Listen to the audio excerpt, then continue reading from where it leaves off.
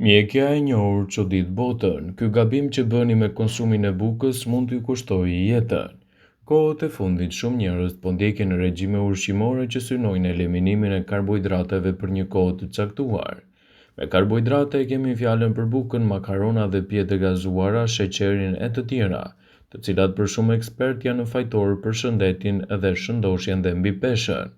Përpara se të ndërmerrni një hap të tillë, dëgjoni me vëmendje çfarë ndodh me organizmin nëse nuk e konsumoni më bukën në dietën tuaj. Më pak ujë në trup.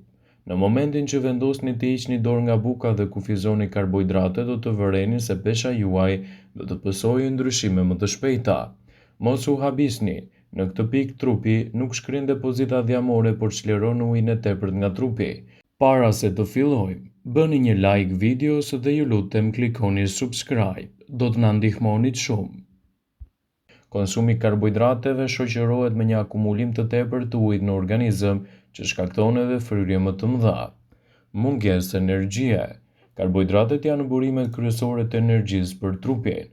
Kur njerëzit heqin dorë nga karbohidratet, organizmi plogështohet sepse në vend të glukozës ndjek ketonet për energji. Ky fenomen njihet si gripi i karbohidrateve sepse simptomat janë të ngjashme. Njeriu përballet me tharje të gojës, lodhje, dobësi, marramendje, probleme me gjumin, mjegullime të shikimit. Më pak neps. Karbohidratet rrisin nepsin dhe aktivizojnë në shumë pika varësie në tru. Mungesa e tyre nuk përshtatet me trurin me nevojat e reja.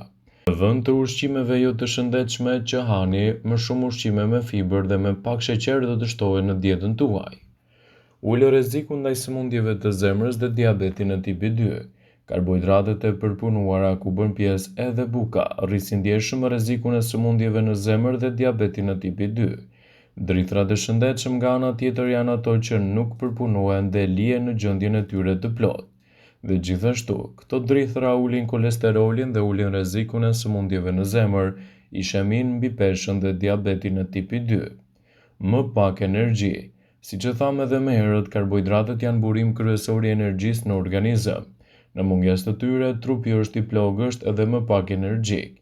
Kjo ndodh që të zgjuheni duke konsumuar drithra të plota, të cilat janë në burim i shkëlqyer i hekurit, magnezit dhe vitaminës B. Probleme me tretjen. Konstipacioni është një efekt anësor i heqjes dorë nga buka dhe karbohidratet në përgjithësi. Sistemi i tretës i duhet pak kohë që të përshtatet me këtë regjim të ri, ndaj ekspertët rekomandojnë konsumin e ushqimeve dhe perimeve dhe frutave edhe pirjes së rregullt të ujit. Do të pësoni gjithashtu luhatje të theksuara të humorit. Karbohidratet rrisin nivelin e serotoninës të çliruar në tru, ndaj një mungese tyre mund të bëjë që mund të keni acarime dhe të përballeni me luhatje të humorit.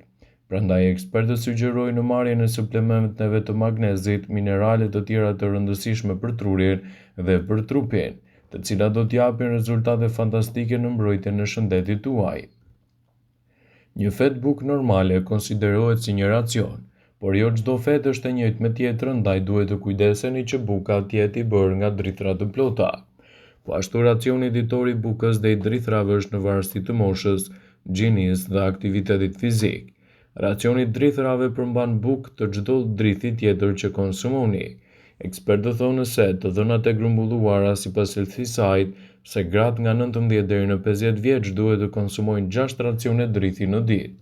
Gratë mbi 50 vjeç duhet të konsumojnë 5 racione drithi në ditë, ndërsa burrat nga 19 deri në 30 vjeç kanë nevojë për 8 racione drithi në ditë, ndërsa ata nga 31 deri në 50 vjeç kanë nevojë për 7 racione drithi në ditë. Burrat mbi të 50-ta duhet të konsumojnë 6 racione drithi në ditë. Fëmijët dhe adoleshentët kanë nevojë për më pak racione të drithrave të konsumuara gjatë ditës. Të dhënat e Eurostat tregojnë se shpenzimet e shqiptarëve për bukë dhe drithë janë shumë të larta në raport me të ardhurat e tyre. Sipas këtyre të dhënave, këto shpenzime janë më të larta krahasuar me vende të tjera të Europës. Buka është kryesore për çdo njeri në këtë vend, aq më tepër kur në çdo vakt na vjen natyrshëm të themi, le të ha më bukë. Por siç thot populli, gjella me krip dhe kripa me karar. Ndaj kur vjen fjala te konsumi i bukës, edhe ai duhet të ketë një kufi. Çdo dritë tjetër mund të mbulojë nevojat jetësore për bukë. por cili është racioni i nevojshëm ditor i drithrave, sa feta bukë janë mëse të nevojshme për t'u përfshirë në dietën tuaj. Një fetë bukë normale konsiderohet si një racion, por jo çdo fetë është në të njëjtën sasi me tjetrën, ndaj kujdesuni që buka të jetë me drithra të plota. Po ashtu racioni ditor i bukës dhe i drithrave është në varësi të moshës, gjinisë dhe aktivitetit fizik. Burrat mbi të 50 duhet të konsumojnë 6 racione drithi në ditë. Fëmijët dhe adoleshentët kanë nevojë për më pak racione drithi në ditë. Racioni i drithrave përmban bukë dhe çdo dritë tjetër që konsumoni. Ekspertët thonë se gratë nga 19 deri në 50 vjeç kanë nevojë për 6 racione drithi në ditë. Gratë mbi 50 vjeç duhet të konsumojnë 5 racione drithi në ditë. Burrat nga 19 në 30 vjeç kanë nevojë për 8 racione dhe nga 31 deri në 50 vjeç kanë nevojë për 7 racione drithi në ditë. Sipas të dhënave, drithrat e plota, por jo të përpunuara janë të pasur me ushqyes. Ekspertët këshillojnë se gjysma e bukës që konsumoni çdo ditë duhet të jetë e përgatitur me drithra të plota. Në varësi të drithit të përdorur, buka ofron vitamina të grupit B, minerale dhe fiber. Vitamina B rregullon metabolizmin dhe ndihmon edhe sistemin tuaj nervor. Fibra është e nevojshme për tretje, ndërkohë që mineralet janë të domosdoshme për sistemin imunitar edhe për nivelin e sheqerit në trup.